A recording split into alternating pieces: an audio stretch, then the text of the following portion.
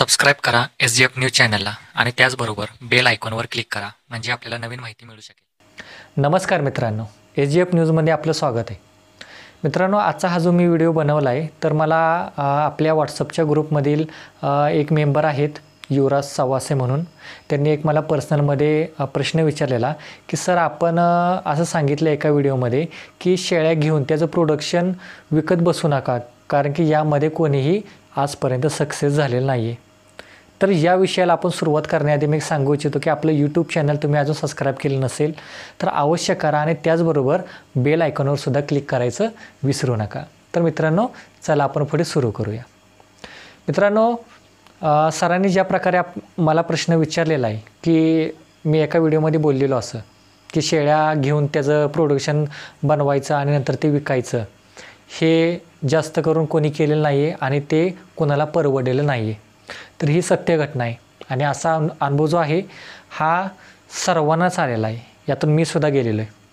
मित्रांनो, काय झालेलं आहे की ज्यावेळेस तुम्ही शेळ्या खरेदी करता की एक बाबा XYZ तुम्ही 10,000ची शेळी खरेदी करता, शेळी खरेदी केल्यानंतर बाबा तुम्ही त्याचं ज्यावेळेस पिल्लू जन्मतं, मग जन्मलेल्या पहिल्या दिवसापासूनच जर एखाद्याचा फार्म बंदिस्तमध्ये असतो तर जन्मलेल्या पहिल्या दिवसापासूनच त्याला टॉनिक देणे, कॅल्शियम देणे, अमुक करणे तमुक करणे, शेळीला दूध नसेल तर शेळीला ट्रीटमेंट करणे, तिच्यावर औषध उपचाराला खर्च करणे, हे असं तुम्ही खर्च करतच बसता आणि त्या पिल्लाला तुम्ही 5 ते 6 महिने सांभाळता आणि 5 ते 6 महिने सांभाळून त्या बोकडाचं तुम्ही वजन करता 10 किलो, 15 किलो आणि 20 किलो। मग ती शिरोई शेळी असू द्या, नाहीतर ती आपली गावठी उस्मानाबादी जर शेळीचा जर विचार केला तर त्याचं 10-12 किलोपर्यंतच त्याचं पिल्लू होतं। मग ज्या वेळेस तुम्ही या पिल्लाला विकायचा विचार करता किंवा खाटकाला तुम्ही बोलवता, त्या 6 महिन्याच्या 5 महिन्याच्या पिल्लाला विकायचा ज्यावेळेस तुम्ही विचार करता त्यावेळेस तो खाटीक त्या 10-15 किलोच्या किंवा 20 किलोच्या बोकडाची जी किंमत आहे तो 3,500-4,000 रुपये तुम्हाला डायरेक्ट सांगतो। परंतु जर रिॲलिटी जर तुम्ही बघितली तर स्वतःच्या मजुरीच्या एवढं जर तुम्ही धरलं, तुमची मजुरी जरी धरली तरी त्या मजुरीच्या जो तुम्ही खर्च केलेला असतो, औषध पाणी, तुमची मजुरी, लाईट, तुमचा चारा, तुमची मेहनत, ह्याचा जर तुम्ही जर ताळमेळ जर केला तर त्या विक्रीच्या किमतीपेक्षा तुमचा खर्च जास्त झालेला असतो। मग मला सांगा हे तुम्हाला कसं परवडेल? म्हणून मी पाठीमागच्या एका व्हिडिओमध्ये मी बोललेलो। तर युवराज सर, तुम्हाला एकच सांगायचं आहे, काय अशी बरीचशी लोकं आहेत आज, एक तुम्हाला एक सांगतो की माझ्याकडे पण जे लोक आहेत हे जास्त करून शेळ्या घेण्यापेक्षा बोकड घेतात, एक 4-4, 5-5 महिन्याची, आणि ती बोकड एक 4 महिन्याची घेऊन पुढे आणखीन एक 8-9 महिने सांभाळतात आणि ती ईदला विक्री करून टाकतात। पण ते काय करतात, त्या बोकडावर त्यांचं फोकस असतं, कंटिन्यू फोकस असतं, त्याला टाईम टू टाईम चारा द्यायचं, त्यांना लसीकरण करायचं, त्यांना औषध पाणी, हे सगळं त्यांचं ते दिवसाचा एक रूटीन आहे, ते कंटिन्यू त्यांचं चालत असतं। आणि हे लोक काय करतात की ही ईद ती ईद एवढंच मार्केट करतात, ते जास्त बघत नाहीत की ही शेळी हिटवर आली का, मग तिला बोकड दाखवा, मग ती गाभणच नाही राहिली, मग ती गाभडलीच, ह्या भानगडे ते कधीही नसतात।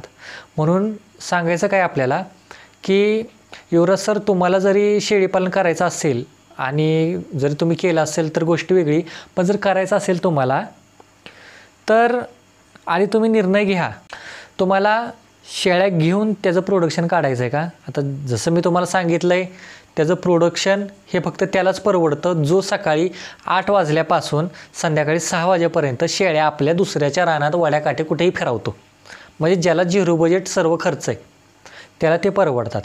पण जो व्यक्ती पूर्ण 24 तास बंदिस्तामध्ये शेळीपालन करतोय, बाहेरचं सगळं विकत आणून घालतोय, सर्दीच्या गोळीपासून तो सर्व विकत आणतोय, त्याला शेळ्या घेऊन त्याचं प्रोडक्शन काढून ते विकणं हे कधीही परवडलेलं नाही आणि तो व्यक्ती कधीही सक्सेस झालेला नाही आणि त्याच व्यक्तीचा पहिला नंबर लागतो शेळीपालन बंद होण्यामध्ये।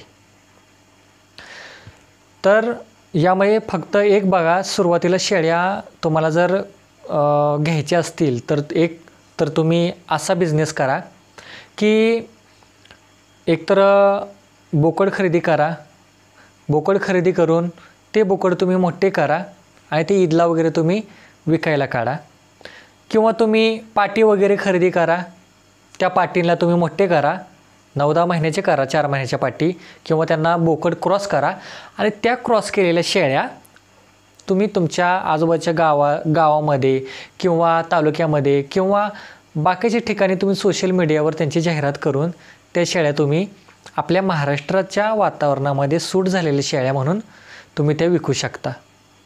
पण जर तुम्ही त्या शेळ्या घेऊन त्यांना बोकड क्रॉस करून त्यांचं ब्रीडिंग घेऊन ती लहानाची मोठी पिल्लं करून हे जर तुम्ही करत असाल तर यामध्ये तुम्ही सक्सेस होणार नाही. कारण की आजपर्यंत जेवढ्या माझ्या संपर्कात जी लोकं आहेत त्यांना हा प्रॉब्लेम झालेला आहे. म्हणजे एक 10 मधल्या 9 तरी लोकांना या प्रश्नाला सामोरं जावं लागलेलं आहे. ते सक्सेस यामध्ये झालेले नाही आहेत. पण ज्या लोकांनी असं केलेलं आहे की फक्त जनावर घ्यायचे, त्याला एक 4-6 महिने सांभाळायचं आणि लगेच त्याला विकून टाकायचं. पण हे बघा, त्या जनावराला सांभाळायचं म्हणजे ते जनावरं त्या पद्धतीची असली पाहिजेत, त्या पद्धतीचे ते गुटगुटीत सशक्त, त्यानंतर त्यांची कमी वयामध्ये जास्त वजनवाढ झाली पाहिजे, रुबाबदार असावी, चमकदार असावी. ह्या सर्व गोष्टी असेल तर त्या जे काही तुमच्या शेळ्या आहेत किंवा तुमचे जे काही बोकड वगैरे आहेत त्यांना कोणीही नाकारणार नाही. त्यांना तुम्ही म्हणाल ती किंमत लोक द्यायला तयार असतात. तर काहींचे जनावरं आहेतच, त्यांनी पाळले आहेत, पण कोणाची अंगावली केस गेले, तर कोणाला कोंडाच झालेला आहे, कोणाला काहीच प्रॉब्लेम आहे.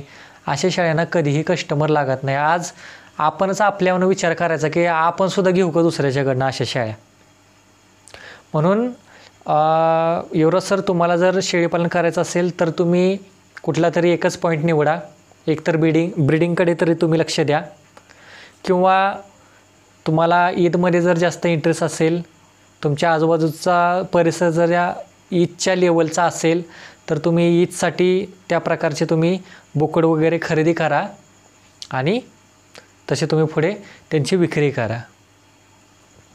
तर मित्रांनो, हा झाला युवराज सरांचा प्रश्न. तुमचे जर असे काही प्रश्न असतील, तुम्हाला जर काही शंका असतील तर तुम्ही अवश्य मला व्हॉट्सअपवर माझा जो खाली नंबर शो होतो आहे त्याच्यावर मला पर्सनल व्हॉट्सअप करा आणि त्या व्हॉट्सअपमध्ये तुमचे जे काही प्रश्न असतील ते तुम्ही विचारा.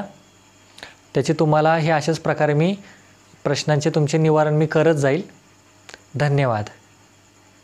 सबस्क्राईब करा SGF न्यूज चॅनलला आणि त्याचबरोबर बेल आयकॉनवर क्लिक करा म्हणजे आपल्याला नवीन माहिती